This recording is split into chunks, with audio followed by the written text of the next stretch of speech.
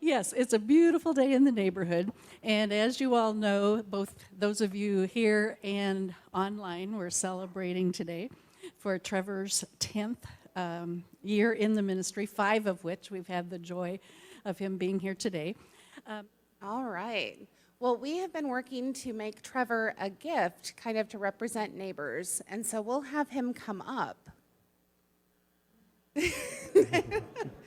And the board just really wants to thank you for all of your service and dedication and the unlimited amount of time that you have spent planning. And you are always such a joyous and wonderful presence for all of our members. And we love you very much. Wow, it's deep in here. So this is a gift of love from your church. Well, thank you very much. Do I open it You now? do. Huh? Oh, wow. Oh, look at that. Wow. Isn't that nice? So there's all Mr. Rogers. Wow. And with my mom. So these are all Polaroids of Mr. Rogers, and then these are all hearts. And there's lots of different stitches used to quilt it. My mom's the quilter. Thank you.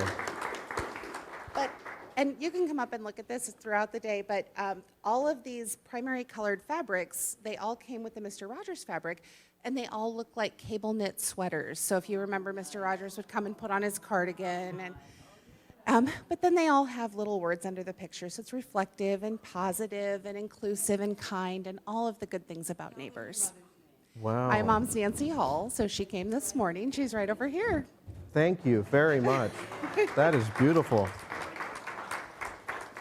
So, and then around the border, you've got crayons. So if you have not heard or read any of the research about crayons, if you're ever stuck on a problem and you don't know how to solve it, one of the tips that they have is to open a box of Crayola crayons, new or used, and give it a nice big sniff. And that turns that creativity back on from when you were a child. Ah, I see. I've been sniffing markers, and that's not the same thing at all. Oh, and then you all know Trevor loves sweets, so the back is all rainbow sprinkles. Thank you. Thank you very much. Thank you. Thank you. God bless you. Thank you. Good morning. Reading today is Matthew 10:24 through 31. A disciple is not above the teacher, nor a slave above the master. It is enough for the disciple to be like the teacher and the slave like the master. If they have called the master of the house Beelzebul, how much more will they malign those of this household? So have no fear of them, for nothing is covered up that will not be uncovered, and nothing secret that will not become known. What I say to you in the dark, tell in the light, and what you hear whispered, proclaim from the housetops. Do not fear those who kill the body but cannot kill the soul. Rather, fear the one who can destroy both soul and body in hell. Are not 2 sparrows sold for a penny? Yet not one of them will fall to the ground apart from your Father. And even the hairs of your head are all counted. So do not be afraid. You are of more value than many sparrows. Thank you very much. Hi, everyone.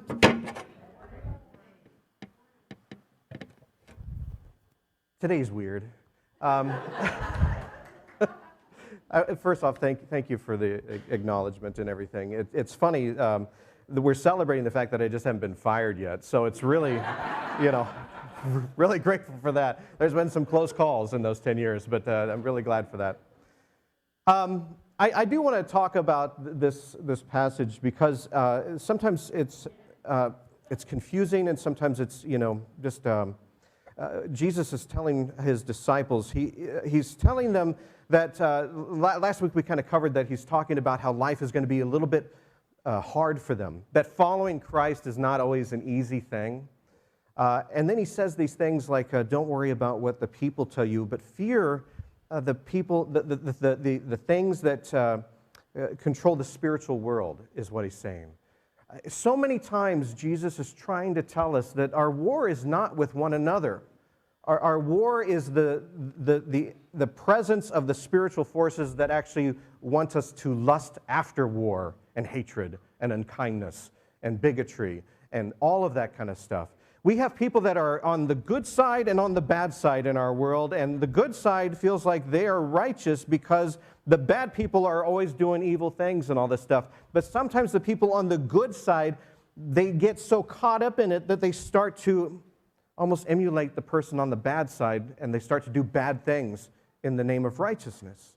And what Jesus is saying is that that's not the calling that we're here for. The calling that we're here for truly is hard to understand. It truly is difficult for us to grasp. That's why, in my opinion, Christ hasn't come back yet, because he's still waiting for us to really kind of understand what he said 2,000 years ago. The thing that he's telling us about is, my war is not with you. My war is not with a person. My war is with the thing that makes us want to go to war together. That's the thing that we are fighting in this world. And that's why ministry to me and church is so important. Jesus said, what is covered now will be uncovered. I remember when I first read that passage, how frightening that sounded to me. Because there's only 10 commandments, but I think I've broken about 15 of them. So you have this thing of where, Jesus is coming back and he's really going to be mad and we're going to be in trouble and all of this kind of stuff. But what Jesus was doing in this situation with his disciples is he was giving them a pep talk. He was telling them that there's a lot of people that are going to tell you that what you're doing is wrong. But what I'm telling you, what you're doing, this fight for love and kindness and inclusion and all of this stuff, it's the right thing to do. And so don't worry, because I have faith in you, I believe in you, and so I know that when the time comes and you're facing that, the things that are going to be uncovered, the true actions of your heart, I know that it's pure, and I know that it's going to be okay. Sometimes we walk around in this world and we think, I'm a Christian, so I have to act this way and all this kind of stuff, and then we start out the day, and if you're like me, you'll kind of say a prayer in the morning, and you'll think, okay, this time I'm going to be that disciple, I'm going to be that good guy and all that kind of stuff. And within like 5 minutes, you're thinking hurtful things and hateful things, like when you have to go like to the DMV, it's really hard to be a Christian in the DMV. You just want to, part the seas and stuff like that. But it's hard for us to identify what truly being a Christian is. And this is what Jesus is talking about when he's talking to his disciples, is that what is truly authentic Christianity. Today we have such a confusion on that. I every once in a while, I try to steer clear of a lot of social media. For the church and things like that, we will post things, and then I will kind of back away from it. But every once in a while, I'll do a scroll and just see what's happening. And so much of what's happening are people hating Christians. And not for the reason that, we think, that, they're just evil and we're good and all this kind of stuff. They're hating us because we're the ones that are being evil. We're the ones that are being mean. We're the ones that are really trying to justify hatred to other people in the name of Christ. And that's not what was happening 2,000 years ago. That's not what Jesus was telling his disciples 2,000 years ago. What he was telling his disciples is, you be you, because that is what I've called. 10 years ago, I was sitting in my office of a job that I had. I used to make videos. I used to make videos for hospitals. Bryan Health Hospital here in town. I used to make educational videos, training videos, things like that. I was complimented because I could make them where they weren't always boring. And they said, as long as people can stay awake during those, you've got a job. Much like my sermons. Wake up. And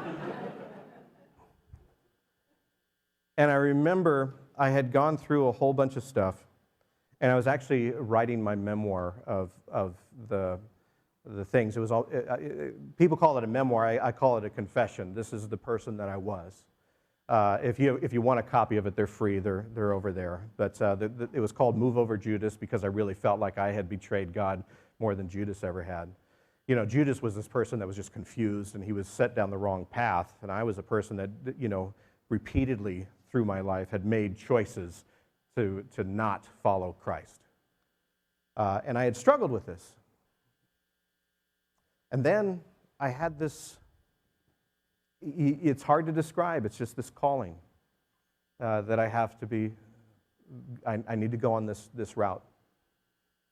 And I remember calling a good friend of mine who was a pastor, and I said, you know, I really feel like I need to be a pastor, and his first response was, really? Which was, that was, thanks. And I even remember talking to Brian over there about it too. Brian has been a pastor, I'm celebrating 10 years. He's been a pastor for, seriously, 75 years. That man right over there, 75 years. So congratulations. I wanted to be like him. I grew my hair like his. But he helped me to discern, and I remember that one of the things that Brian did was encourage, because when you're called, you're just called. And I didn't know anything about what to do in this Christian life and all of this kind of stuff. I had started to, you know, be more active in my faith before this had happened. I started to do more things, and I found that my life was changing. And one of the things that I tried to compare what Christ was like. I stopped, you know, focusing so much on the religious part of it, and started just focusing on what Christ was. And I found that Jesus was teaching things that the other things that I was seeing in the world didn't match. And Jesus actually brought me into a state of more acceptance, more kindness, seeing truly everybody as my neighbor.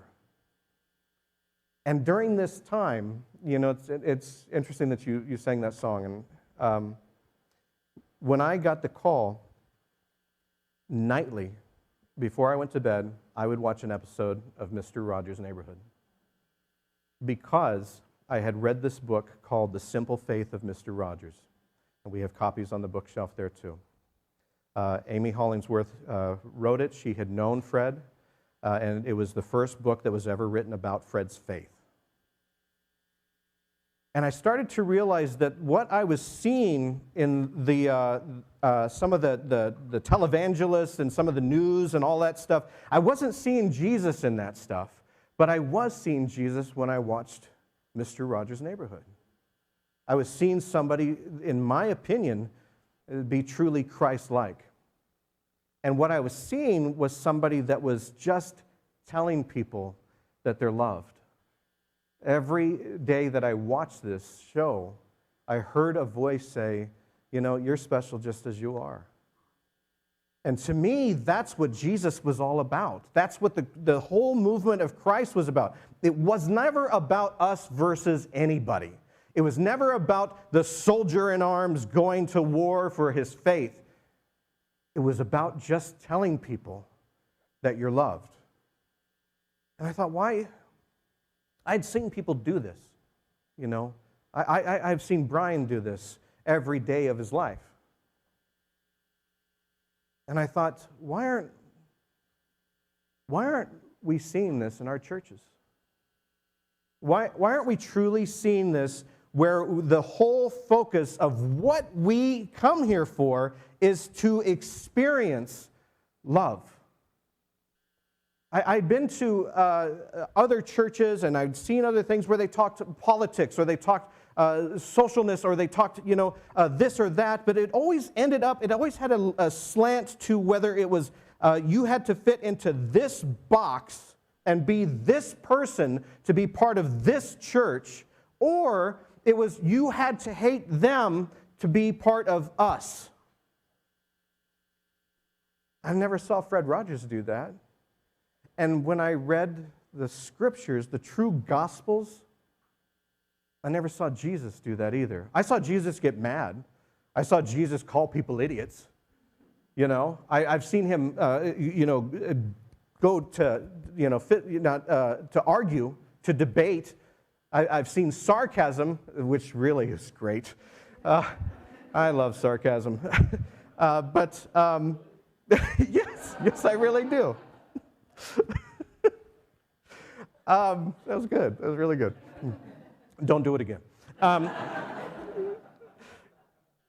No, I've seen this acceptance and this kindness.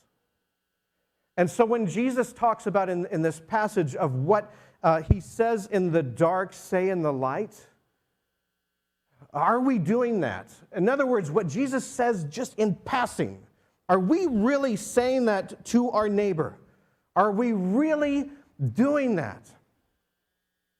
The first time that I pastored in various places, and then I went to Ord, Nebraska. That's where I really kind of got my own church and everything like that. And one of the sermons that I preached was Fred Rogers. I took the neighborhood with me wherever I went. And then I got this call from the district superintendent that said, we have an opportunity for you. We want you to start something new. And I thought, I remember Alice and I sitting in Ord and thinking, what would we call a church? And I said, neighbors. Because that's what it's all about. That's what propelled me into ministry, was neighbors.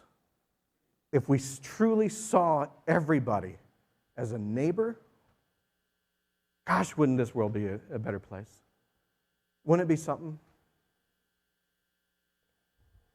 And so that's how this started. We came into Fallbrook here, never heard of it.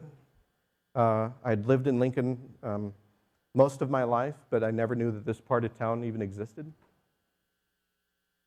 We gathered a couple of people together that had lived in this neighborhood, and some people from a church nearby. And I talked about how much I wanted our church to resemble that of truly the love of Jesus Christ. And I used Fred Rogers as an example. And some of those folks are still with us, and since then, we have gained other people. But no matter what Sunday, when I look out here, I see neighbors.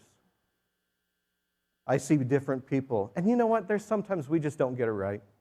There's sometimes we make mistakes. The first thing that I will tell you, and I've told this to people when I first meet them, is I'm not always going to have an answer, and I'm not always going to know what I'm doing. As a matter of fact, Allison would say I really don't know what I'm doing on any time.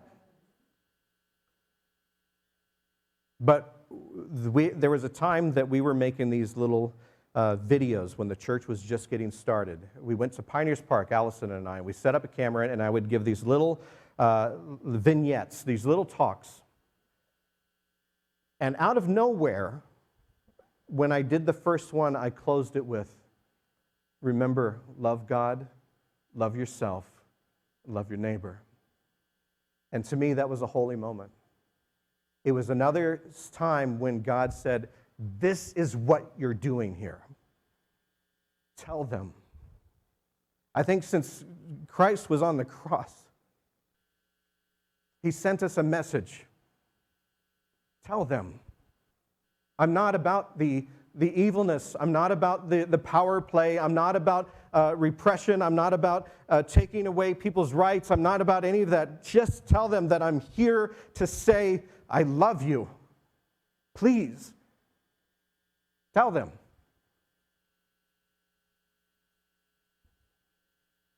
And so, oftentimes when we walk this earth, I feel like we leave our own shadow. Like we might say, I am a Christian, I am here of love, but our shadow might be saying something else. We've all done it. You know? Let's take one of the commandments, thou shalt not steal. Show of hands, anybody that has ever stolen anything in their life? Gail, you're a liar. I'm just kidding. You've stolen my heart. Yeah, see? I'm looking pretty good right now, aren't I? Yeah. Those old ladies, you can tell them anything.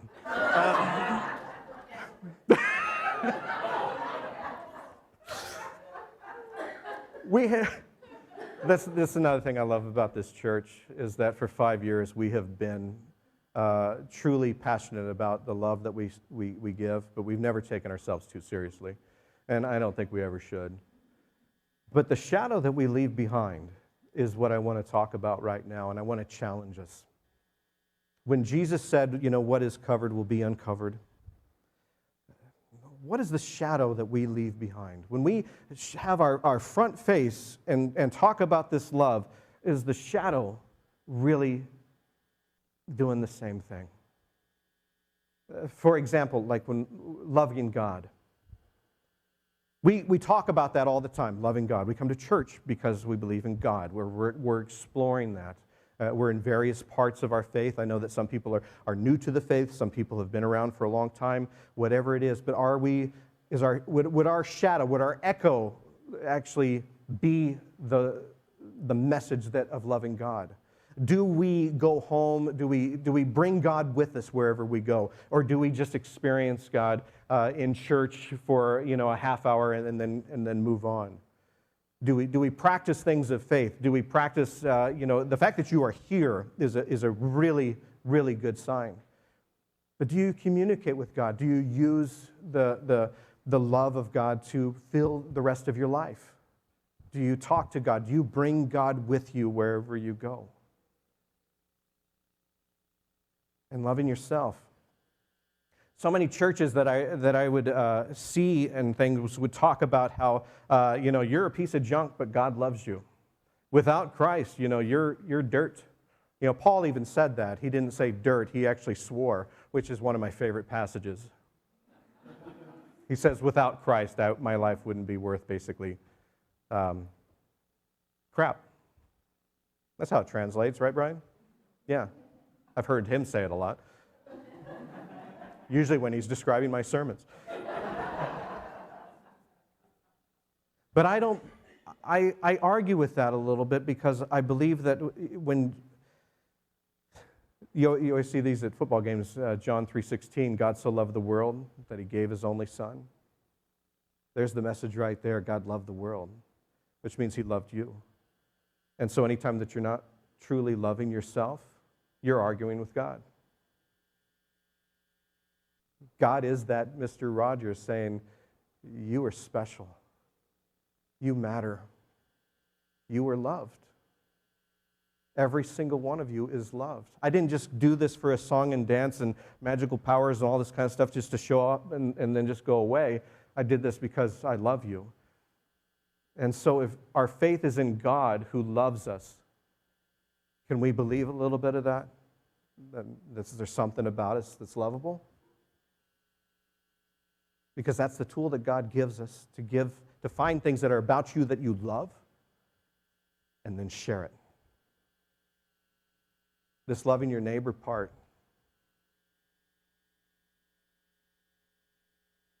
It's hard to do this part without loving yourself.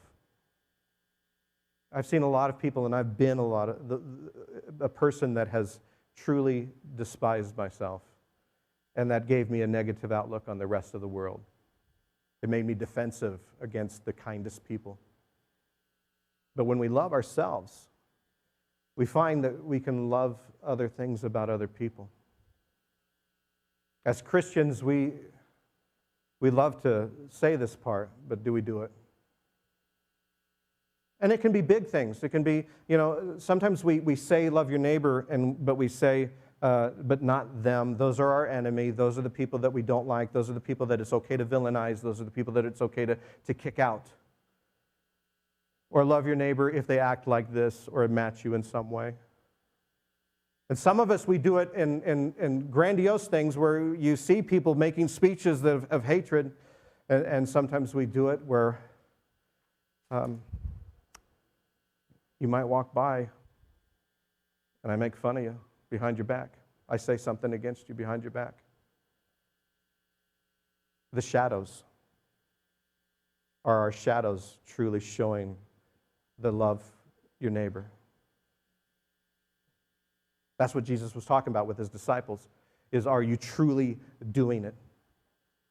Because if that's who you are, it's going to be okay. You know, there's one thing about this passage that I want to talk about, because if we are truly talking about loving ourselves, loving God, loving our neighbor, if we're truly talking about that, where's this line fit in? Nor a slave above the master. We read that, and sometimes in churches we like to just read that part real quick whenever it mentions slavery. For years, slavery was defended as something biblical. Does our love of God, our love of ourselves, and our love of our neighbor, can it evolve enough to where we even look at lines like this and say, this was the time, but it ain't the time now? I believe that Christ doesn't want us to just stop here and do this and then just stay there. I'm a Christian that does believe in evolution, and that evolution, I believe, is an evolution also of faith. And that means we grow in our faith, and we become more than we were yesterday. And part of that is even looking at lines that are in the Bible and saying, that's not okay anymore. If Jesus lives and breathes, which I believe he does, then he wants us to evolve even further than 2,000 years ago and say that is not okay. The people that have been slaves matter. The people that have been repressed matter. We're not supposed to hate people. And we're not supposed to treat people lower than. Are we doing that in our shadows?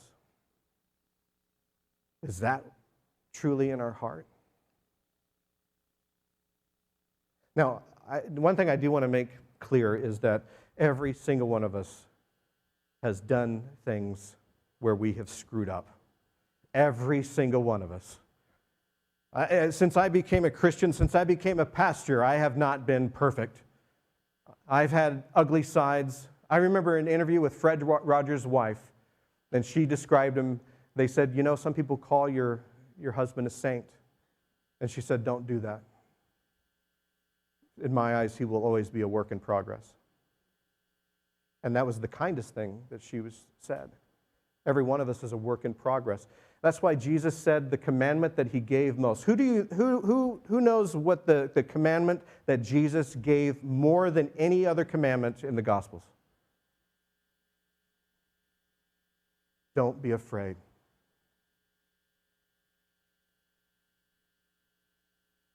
He said, look at the sparrows. I take care of them, and I know when each one of them ever falls. Wouldn't I do that for you? This is the part I love. I've counted every hair on your head. Yeah.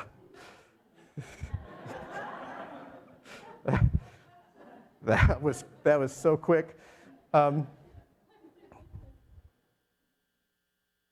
We are a work in progress. We're not going to get it right. Some of us, we're going to leave here today and we're still going to screw up. Some of us are going to screw up right in here. We are a work in progress. That's why we're here. And what Jesus wants us to know is that throughout all the actions that we have, throughout all the mistakes, throughout all the trips and falls, Jesus knows our heart. And he loves us. To quote Fred Rogers, you have made this day a very special day just by being you. To quote Jesus, love each other so that they know you're my disciples. The message of neighbors is the message of Christ. I am a firm believer of that, and that's why I'm here. I've never been more grateful to be anywhere than I am here. And the reason of that is because of all of you. If you know anybody that needs this message of love, I ask you, I beg you, share it. Tell them that we're here. Let them know. I want us to be here for our children's children. The message of love is one that is important, and it's one that is real. May we share it today. Love God, love yourself, and love your neighbor. Amen.